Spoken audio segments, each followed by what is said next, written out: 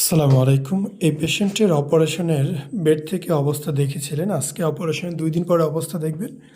অবশ্যই চ্যানেলটি সাবস্ক্রাইব করবেন নিয়মিত এইরকম ভিডিও এবং আপডেট পেতে এবং আমাদের সাথে ফেসবুকে যুক্ত হয়ে যাবেন। ধন্যবাদ। দেখতেই পাচ্ছেন অপারেশনের 2 দিন পরের একটি প্রাথমিক অবস্থা। পরিপূর্ণ একটি ফলাফল আসতে 3 থেকে 8 মাস পর্যন্ত সময় লাগবে। এই সময়টি আপনাদের ধৈর্য সহকারে নিতে হবে। এই প্রাথমিক রেজাল্ট দেখে আশা করি ভালো লাগছে। আগের অবস্থা দেখতেই পাচ্ছেন কেমন ছিল। সব কিছু মিলিয়ে একটি পরিপূর্ণ বা পূর্ণাঙ্গ ফলাফল আসতে আমরা 3 থেকে 8 মাস সময় নিতে বলি। গাইনোকমাস্টিয়া নিয়ে এসেছিল, সেটা একদমই সমান হয়েছে। এখন বুকের যে ক্ষত বিক্ষত ঘা আছে এটা আস্তে আস্তে শুকিয়ে যাবে। সেই জন্য একটু সময় লাগবে, একটু ধৈর্য ধরতে হবে। আমরা চেষ্টা করব ভবিষ্যতে ওনার ফলাফলটি দেওয়ার জন্য। আপনারা যদি এরকম ভিডিও এবং ফলাফল দেখতে চান অবশ্যই আমাদের সাথে থাকতে হবে, সাবস্ক্রাইব করতে হবে এবং আমাদের ফেসবুক অ্যাকাউন্টে যুক্ত হবেন। লিঙ্ক ডেসক্রিপশন বক্সে আছে এবং আমাদের ফেসবুক গ্রুপেও যুক্ত হতে পারেন। আমরা সব সময় আপডেটগুলো এই সব জায়গাতে দিয়ে থাকি।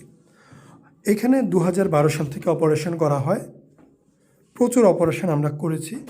আপনারা সরাসরি আমাদের ক্লিনিকে আসবেন, সামনাসামনি আমাদের কাজ দেখবেন, কেমন হয়, কেমন হচ্ছে, কেমন হয়েছে সব দেখে বুঝে সিদ্ধান্ত নেবেন। যে কোনো সিদ্ধান্ত নেওয়ার আগে আসলে এতটুকু দেখা উচিত যে যেখানেই করছেন না কেন কাজ কেমন হয় তাদের সামনাসামনি ফেস টু ফেস দেখার। সো আমরা ওনাকে বারবার দেখানোর চেষ্টা করতেছিলাম যে সেলাই কেমন, কোনগুলো কাটবেন এবং বুকের মধ্যে টেপ, ব্যান্ডেজ, বেল্ট ছিল, এই জন্য বুকটা একটু লাল এবং ব্যান্ডেজের দাগ দেখা যাচ্ছে। সেটা কয়েকদিনের মধ্যেই চলে যাবে। যখন একটু আলো বাতাস পানি লাগবে তখনই এটা চলে যাবে। সারাদিন আপনি যদি পায়ে একটা সক্স পরে থাকবেন দেখবেন পা সাদা হয়েছে, আর এখানে তো বুকে কাটা জায়গা ব্যান্ডেজ করা একটু তো সময় লাগবেই। আসসালামু আলাইকুম, মোহাম্মদ শাকিল হোসেন বলছি।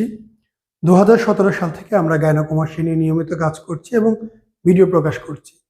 এই চ্যানেলে যারা নতুন এসেছেন আপনাদের কাছে অনুরোধ থাকবে আমাদের এই চ্যানেলটি আপনারা ভালোবাসা দিবেন এবং সাবস্ক্রাইব করবেন।